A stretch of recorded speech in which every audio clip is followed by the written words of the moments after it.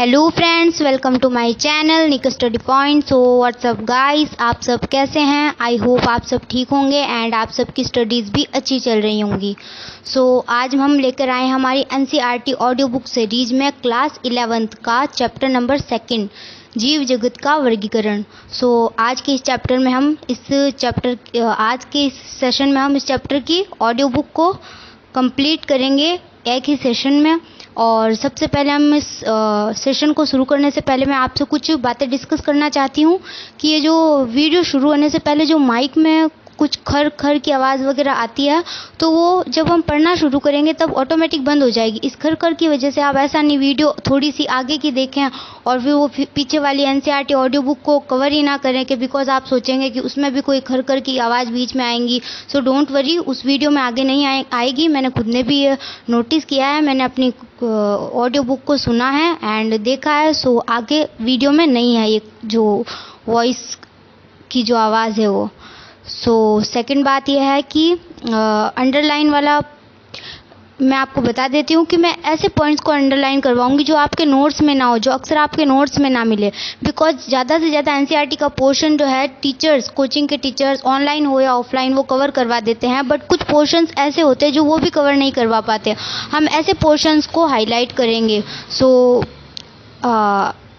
हम ऐसे ही पोर्शन को हाईलाइट करेंगे। सो आप भी मेरे साथ उन पोर्शंस को हाईलाइट करें एंड फिलहाल हम हमारी एनसीईआरटी ऑडियो बुक्स को कंप्लीट करेंगे एंड अगेन हम शॉर्ट नोट्स वगैरह इस पर भी डिस्कस करेंगे और वन शॉट वीडियोस वगैरह ये भी अपलोड कर दी जाएंगी इसी चैनल पर। सो डोंट वरी, आपको इस चैनल पर ही सब कुछ कंटेंट नीट लेवल मिल जाएगा। So don't worry, question practice भी इसी चैनल पर आपको मिलेगी। सो अब हम स्टार्ट करते हैं हमारी एनसीईआरटी ऑडियो बुक एंड इसकी पीडीएफ आपको मेरे टेलीग्राम चैनल पर मिल जाएगी। टेलीग्राम चैनल का लिंक मैं डिस्क्रिप्शन में ऐड कर दूंगी। सो डोंट वरी एंड चलिए स्टार्ट करते हैं। 1 सेकेंड गाइस, जब तक मैं मार्कर वगैरह सेट करूँ तब तक आप लोग भी अपनी एनसीईआरटी ऑडियो बुक लेकर बैठ जाएं एंड हाइलाइटर, पेंसिल, पेन जो भी है वो लेकर बैठ जाएं।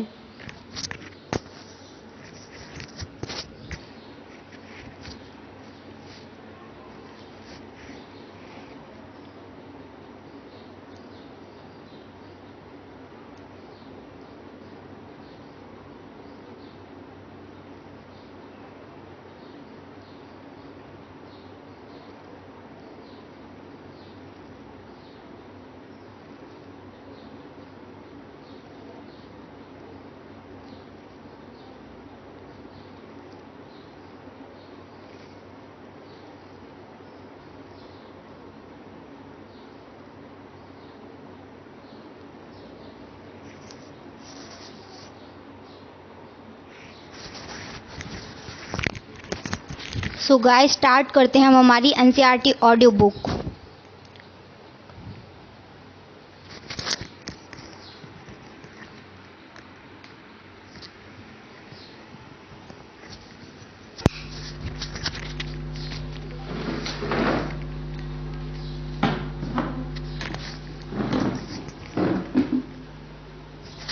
आई होप आप सब भी अपनी पेन, पेंसिल एंड हाइलाइटर वगैरह सब कुछ लेकर बैठ गए होंगे। सो स्टार्ट करते हैं। जीव जगत का वर्गीकरण। इस चैप्टर में हम पढ़ेंगे Monera kingdom, protista kingdom, fungi kingdom, Plantae kingdom, animalia kingdom और वायराई, स्फेरॉइड तथा लाइकेन के बारे में इस चैप्टर में हम पढ़ने वाले हैं।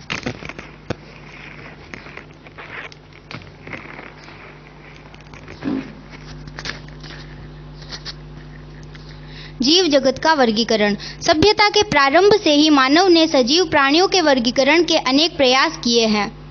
वर्गीकरण के ये प्रयास वैज्ञानिक मानदंडों की जगह सहज बुद्धि पर आधारित हमारे भोजन, वस्त्र एवं आवास जैसी सामान्य उपयोगिता के वस्तुओं के उपयोग की आवश्यकताओं पर आधारित थे। इन प्रयासों में जीवों के वर्गीकरण के वैज्ञानिक मानदंडों का उपयोग सर्वप्रथम अरस्तु ने किया।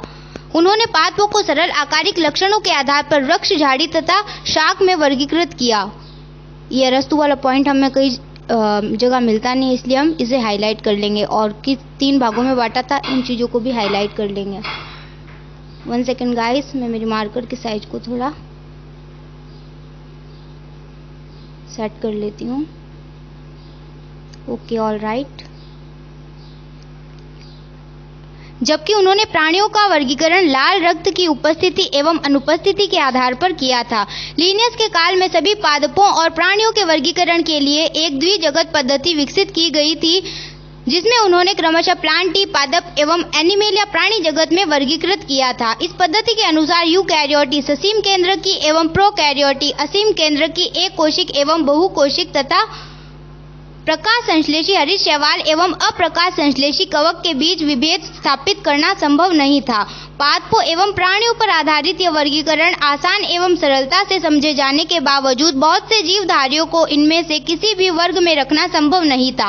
इसी कारण अत्यंत लंबे समय से चली आ रही वर्गीकरण की द्विजगत पद्धति अपर्याप्त सिद्ध हो रही थी।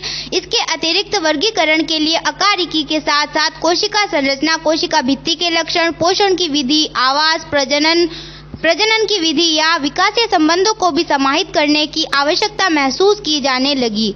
अतः समय के साथ साथ सजीवों के वर्गीकरण की पद्धति में अनेक परिवर्तन आए हैं। पादप एवं प्राणी जगत के वर्गीकरण की इन कठिन पद्धतियों, जिनमें सम्मिलित समूहों जीवधारियों में होने वाले परिवर्तन शामिल है, सदा ही संविष्ट रहे हैं। इसके अतिरिक्त जीवधारियों के विभिन्न जगत की संख्या एवं उनके लक्षणों की विभिन्न वैज्ञानिकों द्वारा अलग अलग व्याख्या की गई है।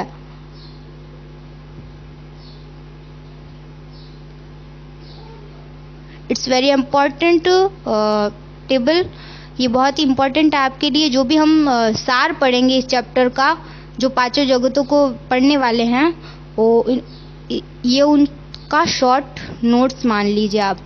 सो वेरी इम्पोर्टेंट है, इस पर आप ध्यान देंगे।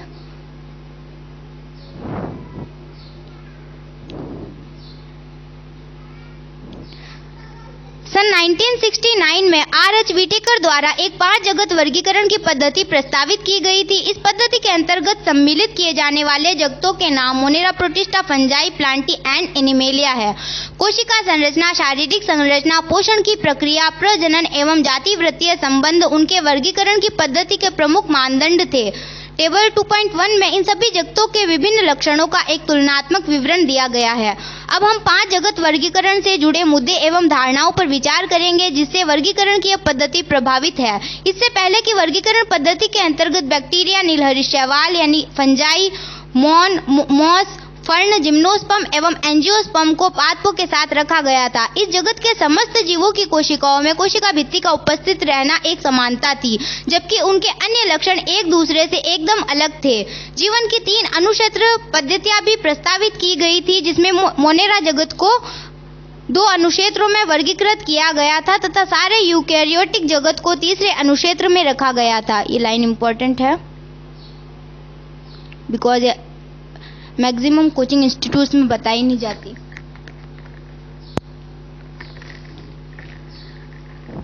अतः एक षट जगत वर्गीकरण पद्धति भी प्रस्तावित की गई। आप इस पद्धति के विषय में विस्तार से उच्च कक्षाओं में पढ़ेंगे। प्रोकैरियोटिक बैक्टीरिया तथा नीलहरित शैवाल या साइनोबैक्टीरिया को अन्य यूकैरियोटिक जीवों के साथ वर्गीकृत कर दिया गया। इस पद्धति के अनुसार एक कोशिक जीवों को बहुकोशिक जीवों के साथ वर्गीकृत किया गया, जैसे क्लेमाइडोमोनास एवं स्पाइरोगायरा शैवाल। इस वर्गीकरण में कवकों जैसी परपोशिका,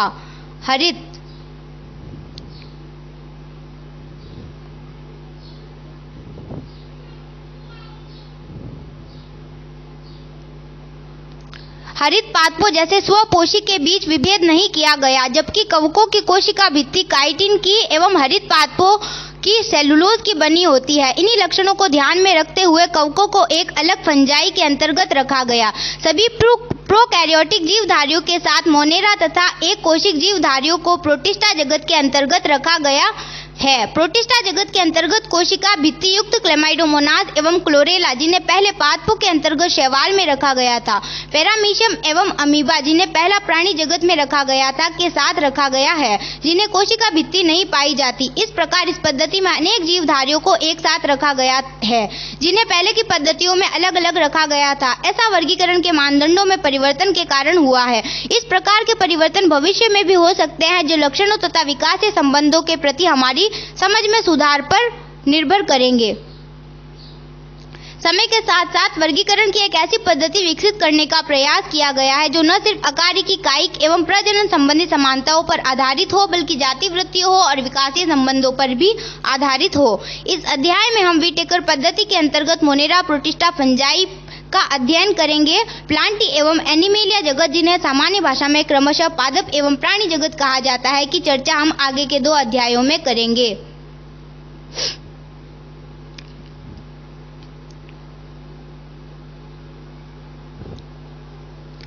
गाइज, आप डायग्राम की फिक्र ना करें, बिकॉज डायग्राम से रिलेटेड भी हम एक कंबाइंड क्लास लेने वाले हैं जिसमें हम सारी एनसीईआरटी के जितने भी डायग्राम्स हैं उसके बारे में डिस्कशन करेंगे। सो यहाँ पर हम हमारी एनसीईआरटी पर ही फोकस करेंगे। मोनेरा जगत, सभी बैक्टीरिया मोनेरा जगत के अंतर्गत आते हैं। ये सूक्ष्म जीवियों में सर्वाधिक संख्या में होते हैं और लगभग सभी स्थानों पर पाए जाते हैं। मुट्ठी भर मिट्टी में सैकड़ों प्रकार के बैक्टीरिया देखे गए हैं। ये गर्म जल के झरनों, मरुस्थल, बर्फ एवं गहरे समुद्र जैसे विषम एवं प्रतिकूल वास स्थानों, जहां दूसरे जीव मुश्किल से ही जीवित रह पाते हैं, में भी पाए जाते हैं। कई बैक्टीरिया तो अन्य जीवों पर या उनके भीतर परजीवी के रूप में रहते हैं। बैक्टीरिया को उनके आकार के आधार पर 4 समूहों, गोलाकार कोकस, बहुवचन कोकाई, छड़ाकार बैसिलस, बहुवचन बैसिलाई, कोमा आकार के विब्रियम, बहुवचन विब्रियो तथा सर्पिलाकार स्पाइरिलम, बहुवचन स्पाइरिला में बांटा गया है। आप डायग्राम 2.1 देख सकते हैं।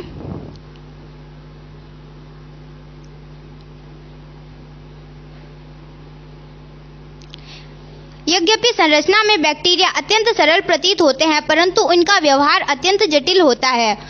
उपापचय की दृष्टि से अन्य जीवधारियों की तुलना में बैक्टीरिया में बहुत अधिक विविधता पाई जाती है। उदाहरण स्वरूप वे अपना भोजन अकार्बनिक पदार्थों से संश्लेषित कर सकते हैं। ये प्रकाश संश्लेषी, स्वपोषी अथवा रसायन संश्लेषी स्वपोषी होते हैं, अर्थात वे अपना भोजन स्वयं संश्लेषित नहीं करते हैं, अपितु भोजन के लिए अन्य जीवधारियों अथवा मृत कार्बनिक पदार्थों पर निर्भर करते हैं। 2.1.1 आदि बैक्टीरिया, ये विशिष्ट प्रकार के बैक्टीरिया होते हैं। ये बैक्टीरिया अत्यंत कठिन वासस्थानों जैसे अत्यंत लवणीय क्षेत्र हैलोफी, गर्म झरने, थर्मोएसिडोफिल्स एवं कच्छ क्षेत्रों मेथेनोजन में पाए जाते हैं। ये कच्छ क्षेत्र कोई नहीं बताता, मेथेनोजन सब बता देते, इसलिए कच्छ क्षेत्र को अंडरलाइन कर लेंगे। आदि बैक्टीरिया तथा अन्य बैक्टीरिया की कोशिका भित्ति की संरचना एक दूसरे से भिन्न होती है। यही लक्षण उन्हें प्रतिकूल अवस्थाओं में जीवित रखने के लिए उत्तरदायी है। मेथेनोजन अनेक रुमिनेंट पशुओं जैसे गाय एवं भैंस के आंत में पाए जाते हैं तथा इनके गोबर से मीथेन जैव गैस का उत्पादन होता है। 2.1.2 यू बैक्टीरिया, हजारों यू बैक्टीरिया अथवा वास्तविक बैक्टीरिया की पहचान एक कठोर कोशिका भित्ति एवं कशापचल बैक्टीरिया द्वारा की जाती है। साइनोबैक्टीरिया, जिन्हें नीलहरित शैवाल भी कहते हैं, में हरित पादपों की तरह क्लोरोफिल ए पाया जाता है तथा ये प्रकाश संश्लेषी स्वपोषी होते हैं। डायग्राम 2.2 आप देख सकते हैं। साइनोबैक्टीरिया एक कोशिक क्लोनिया अथवा तंतुमय अलवण जलीय समुद्र अथवा स्थलीय शैवाल हैं। इनकी कॉलोनी प्राय जेलीनुमा आवरण से ढकी होती है जो प्रदूषित जल में बहुत फलते फूलते हैं। बैक्टीरिया जैसे नॉस्टॉक एवं एनाबिना पर्यावरण के नाइट्रोजन को हेटेरोसिस्ट नामक विशिष्ट कोशिकाओं द्वारा स्थिर कर सकते हैं। रसायन संश्लेषी बैक्टीरिया नाइट्रेट, नाइट्राइट एवं अमोनिया जैसे विभिन्न अकार्बनिक पदार्थों को ऑक्सीकृत कर उनसे मुक्त ऊर्जा का उपयोग एटीपी उत्पादन के लिए करते हैं। ये नाइट्रोजन, फास्फोरस, आयरन एवं सल्फर जैसे पोषकों के लिए पुनर्चक्रण में महत्वपूर्ण भूमिका निभाते हैं। ये इंपॉर्टेंट लाइन है, अक्सर हमें नाइट्रोजन के बारे में बताया जाता है, बट ये सारे जो तत्व हैं वो इंपॉर्टेंट हैं। परपोषी बैक्टीरिया प्रकृति में बहुलता से पाए जाते हैं और इनमें अधिकतर महत्वपूर्ण अपघटक होते हैं। इन परपोषी बैक्टीरिया में से अनेक का मनुष्य के जीवन संबंधी गतिविधियों पर महत्वपूर्ण प्रभाव पड़ता है। ये दूध से दही बनाने में, प्रतिजैविकों के उत्पादन में, लेग्यूम पादपों की जड़ों में नाइट्रोजन स्थिरीकरण करने में सहायता करते हैं। कुछ बैक्टीरिया रोगजनक होते हैं जो मनुष्यों, फसलों, फार्म एवं पालतू पशुओं को हानि पहुंचाते हैं। विभिन्न बैक्टीरिया के कारण हैजा, typhoid, tetanus, citrus and canker जैसी बीमारियां होती है।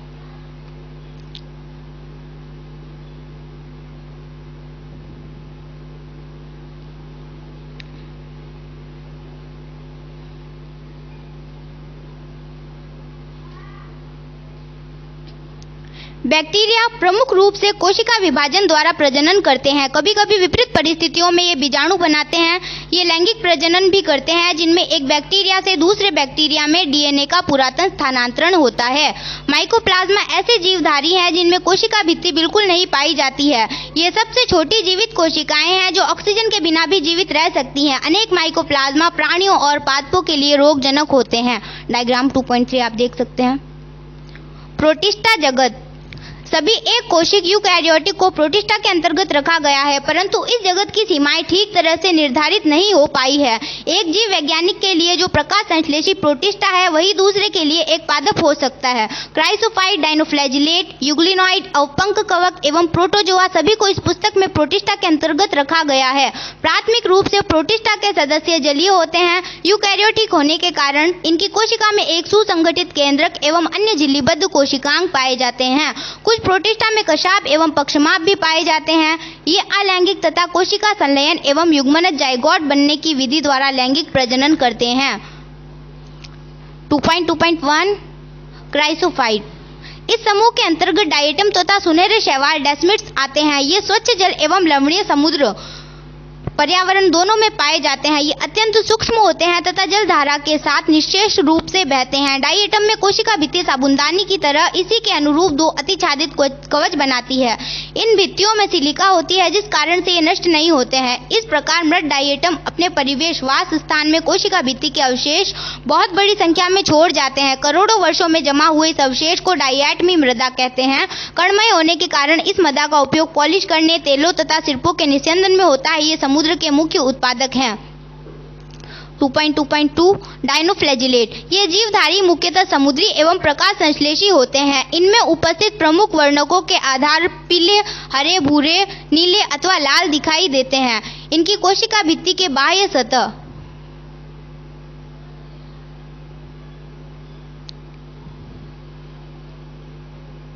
इनकी कोशिका भित्ति के बाह्य सतह पर सेल्यूलोज की कड़ी पट्टिकाएं पाई जाती है। अधिकतर डायनोफ्लैजिलेट में दो कशाभ होते हैं, जिसमें एक लंबवत तथा दूसरा अनुप्रस्थ रूप से भित्ति पट्टिकाओं के बीच की खाच में उपस्थित होता है। प्राय लाल डायनोफ्लैजिलेट की संख्या में विस्फोट होता है, जिससे समुद्र का जल लाल तरंगे दिखने लगता है। इतनी बड़ी संख्या के जीव से निकले जीव विष के कारण मछली एवं अन्य समुद्री जीव मर जाते हैं। उदाहरण गोनियोलैक्स। 2.2.3 यूग्लिनॉइड इनमें से अधिकांश स्वच्छ जल में पाए जाने वाले जीवधारी हैं, जो स्थिर जल में पाए जाते हैं। इनमें कोशिका भित्ति की जगह एक प्रोटीन युक्त पदार्थ की परत पेलिकल होती है, जो इनकी संरचना को लचीला बनाती है। इनमें दो कशाभ होते हैं, जिसमें एक छोटा तथा दूसरा लंबा होता है। यद्यपि सूर्य के प्रकाश की उपस्थिति में ये प्रकाश संश्लेषी होते हैं, लेकिन सूर्य के प्रकाश के नहीं होने पर अन्य सूक्ष्म जीवधारियों का शिकार कर परपोषी की तरह व्यवहार करते हैं। आश्चर्यजनक रूप से यूग्लिनॉइड में पाए जाने वाले वर्णक उच्च पादपों में उपस्थित वर्णकों के समान होते हैं। उदाहरण यूग्लिना। चित्र 2.4b। अवपंक कवक। 2.2.4 अवपंक कवक मृतपोषी प्रोटिस्टा है। ये सड़ती हुई टहनियों तथा पत्तों के साथ गति करते हुए जैविक पदार्थों का भक्षण करते हैं। अनुकूल परिस्थितियों में ये समूह प्लाज्मोडियम बनाते हैं, जो कई फीट तक की लंबाई का हो सकता है। प्रतिकूल परिस्थितियों में ये बिखरकर सिरों पर बीजाणु युक्त फलनकाय बनाते हैं। इन बीजाणुओं का परिक्षेपण वायु के साथ होता है। 2.2.5 प्रोटोजोआ सभी प्रोटोजोआ परपोषी होते हैं, जो परभक्षी अथवा परजीवी के रूप में रहते हैं। ये प्राणियों के पुरातन संबंधी हैं।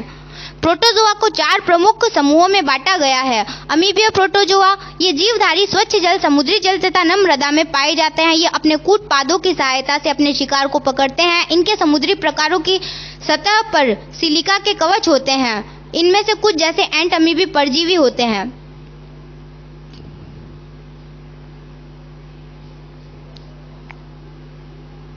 कशाभी प्रोटोजोआ इस समूह के सदस्य स्वच्छंद अथवा परजीवी होते हैं। इनके शरीर पर कशाभ पाया जाता है। परजीवी कशाभी प्रोटोजोआ बीमारी के कारण है, जिसे निद्रालु व्याधि नामक बीमारी होती है। उदाहरण ट्रिपेनोसोमा। पक्षमाभी प्रोटोजोआ ये जलीय तथा अत्यंत सक्रिय गति करने वाले जीवधारी हैं, क्योंकि इनके शरीर पर हजारों की संख्या में पक्षमाप पाए जाते हैं। इसमें एक गुहा ग्रसिका होती है, जो कोशिका की सतह के बाहर की तरफ खुलती है। पक्षमाभों की लयबद्ध गति के कारण जल से पूरित भोजन गलेट की तरफ भेज दिया जाता है। उदाहरण पैरामीशियम। चित्र 2.4 द स्पोरोजोआ। इस समूह में वे विविध जीवधारी आते हैं जिनके जीवन चक्र में संक्रमण करने योग्य बीजाणु जैसी अवस्था पाई जाती है। इसमें सबसे कुख्यात प्लाज्मोडियम मलेरिया परजीवी प्रजाति है, जिसके कारण मानव की जनसंख्या पर आघात पहुंचने वाला प्रभाव पड़ा है। नाउ हम पढ़ेंगे फंजाई जगत। 2.3 फंजाई जगत। परपोषी जीवों में फंजाई कवक का जीव जगत में विशेष अद्भुत स्थान है। इनकी आकारिकी तथा वास स्थानों में बहुत भिन्नता होती है। आपने नम रोटी व सड़े हुए फलों में कवक को देखा होगा। सामान्य छत्रक, मशरूम तथा कुकुरमुत्ता भी फंजाई है। सरसों की पत्तियों पर सफेद धब्बे परजीवी फंजाई के कारण होते हैं। कुछ एक कोशिकीय फंजाई जैसे यीस्ट का उपयोग रोटी तथा बियर बनाने के लिए किया जाता है। अन्य फंजाई पौधों तथा जंतुओं के रोग के कारण होते हैं। उदाहरण के लिए गेहूं में कीट रोग पक्सीनिया के कारण होता है। कुछ फंगल जैसे पेनिसिलियम से प्रतिजैविक एंटीबायोटिक का निर्माण होता है। फंजाई विश्वव्यापी होते हैं और ये हवा, जल, मिट्टी में तथा जंतु एवं पौधों पर पाए जाते हैं। ये गर्म तथा नम स्थानों पर सरलता से उग जाते हैं। क्या आपने कभी सोचा है कि हम अपने भोजन को रेफ्रिजरेटर में क्यों रखते हैं? हाँ, इससे हम अपने भोजन को बैक्टीरिया अथवा फंजाई के कारण खराब होने से बचाते हैं। फंजाई तंतुमयी है, लेकिन यीस्ट जो एक कोशिकीय है इसका अपवाद है। ये लंबी पतली धागे की तरह की संरचनाएं हैं जिन्हें कवक तंतु कहते हैं। कवक तंतु के जाल को कवक जाल माइसीलियम कहते हैं। कुछ कवक तंतु सतत नलिकाकार होते हैं जिसमें बहुकेंद्रित कोशिका द्रव्य साइटोप्लाज्म भरा होता है, जिन्हें संकोशिकीय कवक तंतु कहते हैं। अन्य कवक तंतु उपपटीय होते हैं। फंजाई की कोशिका भित्ति काइटिन तथा पॉलीसेकेराइड की बनी होती है। अधिकांश फंजाई परपोषित होते हैं। वे मृत ब्रस्ट्रेट से घुलनशील कार्बनिक पदार्थों को अवशोषित करते हैं, अतः इन्हें मृत जीवी कहते हैं। ये फंजाई सजीव पौधों तथा जंतुओं पर निर्भर करती है, उन्हें परजीवी कहते हैं। ये शैवाल तथा लाइकेन के साथ तथा उच्च वर्गीय पौधों के साथ कवक मूल बनाकर भी रह सकते हैं। ऐसे फंजाई सहजीवी कहलाते हैं। फंजाई में जनन कायिक खंडन, विखंडन तथा मुकुलन विधि द्वारा होता है। अलैंगिक जनन बीजाणु जिसे कोनिडिया कहते हैं अथवा धानी बीजाणु अथवा चल बीजाणु द्वारा।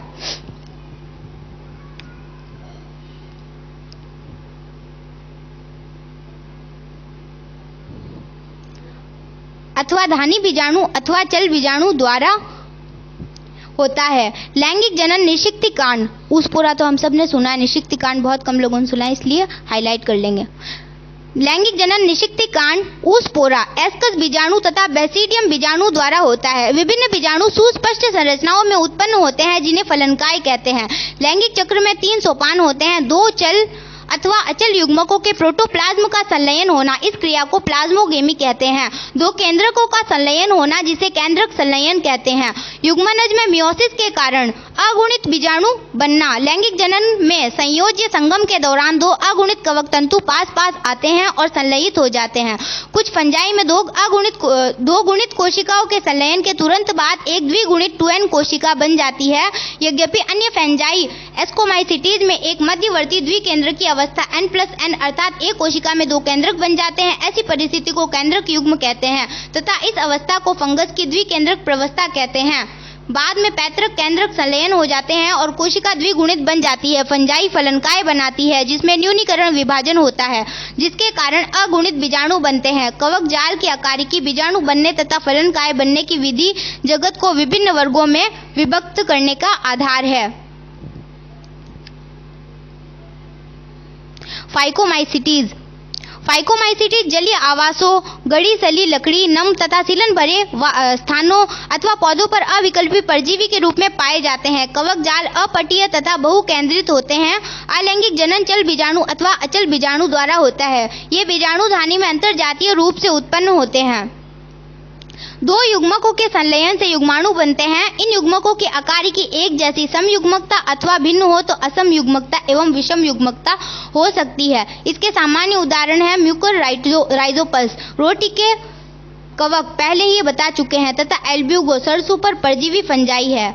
एस्कोमाइसिटीज, इसे सामान्यतः थैली फंजाई भी कहते हैं। विरले पाए जाने वाले एस्कोमाइसिटीज एक कोशिकीय जैसे कि यीस्ट, सैक्रोमाइसिटीज के अलावा ये बहुकोशिक जैसे पेनिसिलियम होते हैं। ये मृत जीवी, अपघटक, परजीवी अथवा शमलरागी that means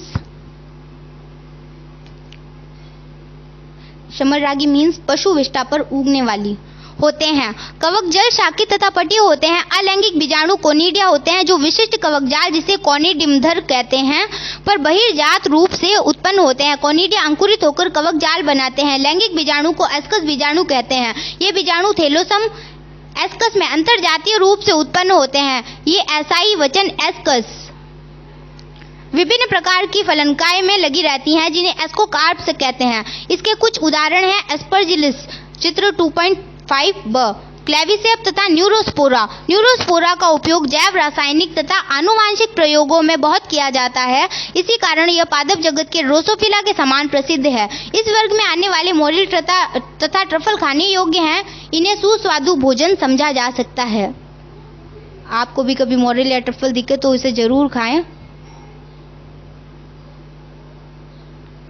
2.3.c basidiomycetes. Basidiomycetes के ज्ञात सामान्य प्रकार मशरूम, ब्रेक्ट फंजाई अथवा पफ बॉल हैं। ये मिट्टी में लट्ठे तथा वृक्ष के ठुंडों पर तथा सजीव पादपों के अंदर परजीवी के रूप में उगते हैं जैसे कीट तथा कंड स्मट।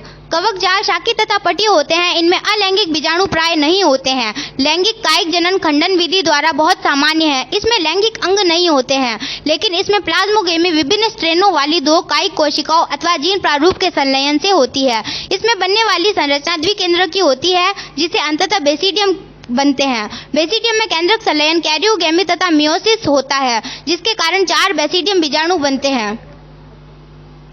बेसिडियम बीजाणु बेसिडियम पर बहिर्जात रूप से उत्पन्न होते हैं। बेसिडियम फलनकाय में लगे रहते हैं जिसे बेसिडियोकार्प कहते हैं। इसके कुछ सामान्य उदाहरण एगैरिकस मशरूम चित्र 2.5 ऑस्टिलगोकंड तथा पक्सीन या किट फंगस है। ड्यूटेरोमाइसिटीज, इसे प्राय अपूर्ण कवक भी कहते हैं क्योंकि इसमें अलैंगिक अथवा कायिक प्रवस्था भी ही ज्ञात हो पाई है। जब इस फंजाई की लैंगिक प्रवस्था की खोज हो जाती है तब उसे उसके उचित वर्ग में रख दिया जाता है। यह भी संभव है कि अलैंगिक तथा कायिक प्रवस्थाओं को एक नाम दे दिया गया हो और उन्हें ड्यूटेरोमाइसिटीज में रख दिया गया हो और लैंगिक प्रवस्था को दूसरे वर्ग में। बाद में जब उन्हें अनुबंधों कड़ी का पता लगा और फंजाई की उचित पहचान हो गई तब उन्हें ड्यूटेरोमाइसिटीज से निकाल लिया गया। एक बार जब ड्यूटेरोमाइसिटीज के सदस्यों की उचित प्रावस्था का पता लग जाए तब उन्हें एस्कोमाइसिटीज और बेसिडियोमाइसिटीज में सम्मिलित कर लिया जाता है। ड्यूटेरोमाइसिटीज केवल अलैंगिक बीजाणु जिन्हें कॉर्निडिया कहते हैं से जनन करते हैं। इसके कवक जाल पटीय तथा शाखित होते हैं। इसके कुछ सदस्य मृतजीवी अथवा परजीवी होते हैं लेकिन उनके अधिकांश सदस्य अपशिष्ट के अपघटक होते हैं और खनिज के चक्रण में सहायता करते हैं। इसके कुछ उदाहरण अल्टरनेरिया, कोलिटोट्राइकम तथा ट्राइकोडर्मा है।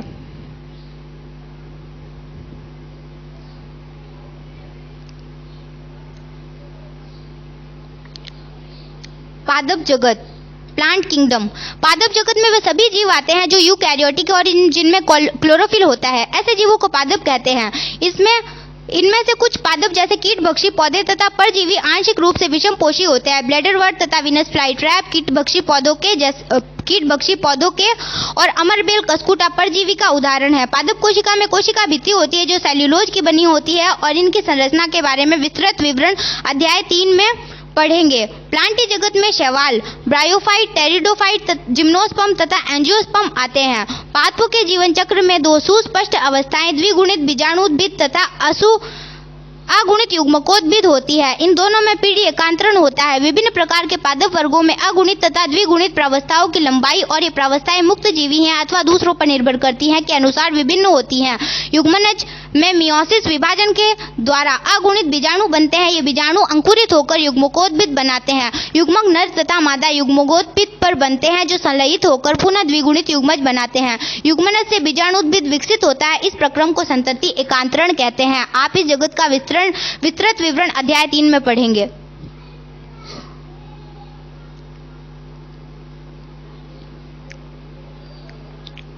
जंतु जगत एनिमेलिया किंगडम। इस जगत के जीव विषमपोषी यूकैरियोटिक हैं जो बहुकोशिक होते हैं और इनकी कोशिका में कोशिका भित्ति नहीं होती है। ये भोजन के लिए परोक्ष तथा अपरोक्ष रूप से पौधों पर निर्भर करते हैं। ये अपने भोजन को एक आंतरिक गुहिका में पचाते हैं और भोजन को ग्लाइकोजन अथवा वसा के रूप में संग्रहित करते हैं।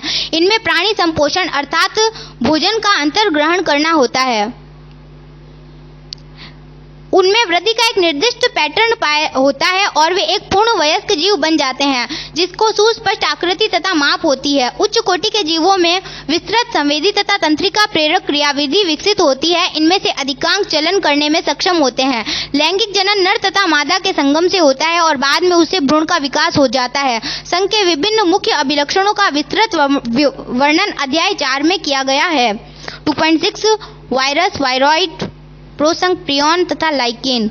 व्हिटेकर द्वारा सुझाए 5 जगत वर्गीकरण में लाइकेन व अकौशिक जीवों जैसे वायरस, वायरॉइड, प्रियॉन का उल्लेख नहीं किया गया है। इनका संक्षिप्त परिचय नीचे दिया गया है। हम कभी न कभी जुकाम अथवा फ्लू से ग्रस्त हुए होंगे। क्या आप जानते हैं कि इनका वायरस कैसे प्रभावित करता है? वायरस का नाम वर्गीकरण में नहीं है क्योंकि ये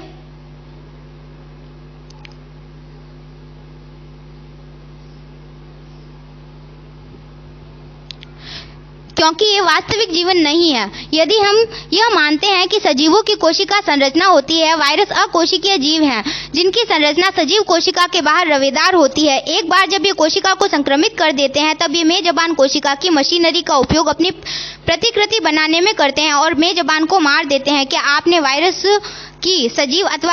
वायरस को सजीव अथवा निर्जीव कहेंगे? मेजबान मतलब मेहमान होता है गाइस। वायरस का अर्थ है विष अथवा विषैला तरल। डिमित्री इवानोव्स्की ने 1892 में तंबाकू के मोज़ेक रोग के रोगाणुओं को पहचाना था जिन्हें वायरस नाम दिया गया। इनका माप बैक्टीरिया से भी छोटा था क्योंकि ये बैक्टीरिया प्रूफ फिल्टर से भी निकल गए थे।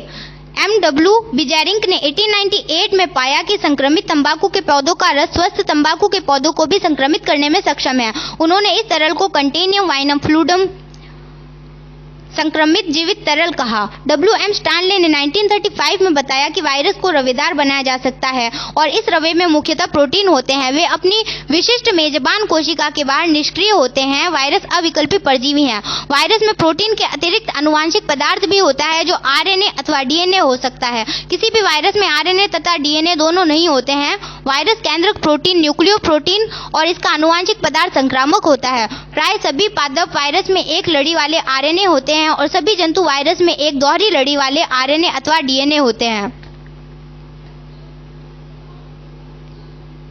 बैक्टीरिया वायरस अथवा जीवाणुभोजी बैक्टीरियोफेज आवरण वायरस जो बैक्टीरिया पर आक्रमण करता है, प्राय दोहरी लड़ी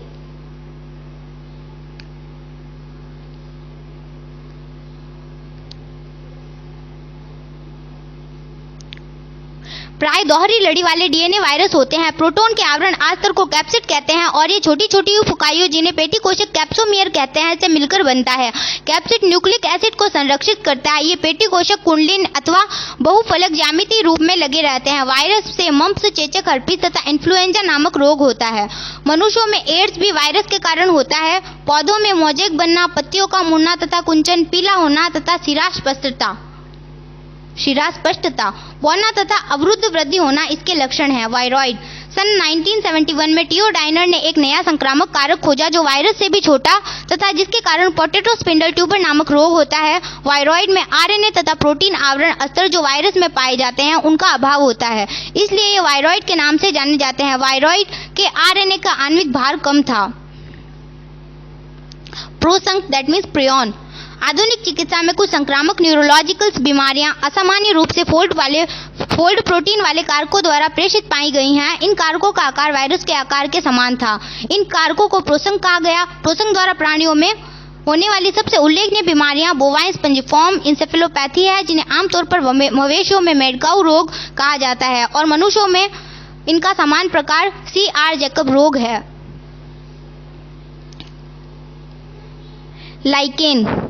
लाइकेन शैवाल तथा कवक के सहजीवी सहवास अर्थात पारस्परिक उपयोगी सहवास है। शैवाल घटक को शैवलांश तथा कवक के घटक को माइक्रोवायोन्ट या फिर कवकांश कहते हैं जो क्रमशः स्वपोषित तथा परपोषित होते हैं। शैवाल क्रमशः फंजाई के लिए भोजन संश्लेषित करता है और कवक शैवाल को आश्रय देता है तथा खनिज एवं जल का अवशोषण करता है। इनका सहवास इतना घनिष्ठ होता है कि यदि प्रकृति में लाइकेन को देख लें तो यह अनुमान लगाना असंभव है कि इसमें 2 विभिन्न जीव हैं। लाइकेन प्रदूषण के बहुत अच्छे संकेतक होते हैं। वे प्रदूषित क्षेत्रों में नहीं उगते हैं।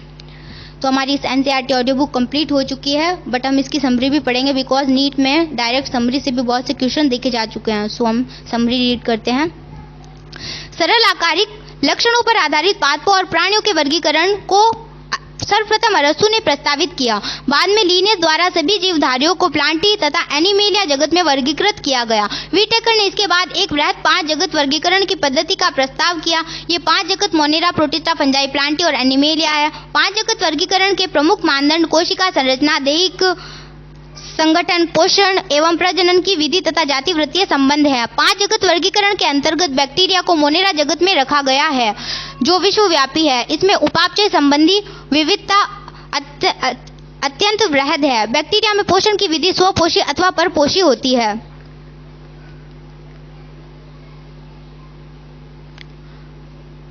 प्रोटिस्टा जगत में क्राइसोफाइट, डायनोफ्लैजिलेट, यूग्लिनॉइड, अवपंक कवक एवं प्रोटोजोआ जैसे कोशिक प्यूकैरियोटिक जीवधारी सम्मिलित किए गए हैं। प्रोटिस्टा जीवधारियों की कोशिका में संगठित केंद्रक तथा झिल्लीबद्ध कोशिकांग पाए जाते हैं। इनमें प्रजनन अलैंगिक तथा लैंगिक दोनों प्रकार का होता है।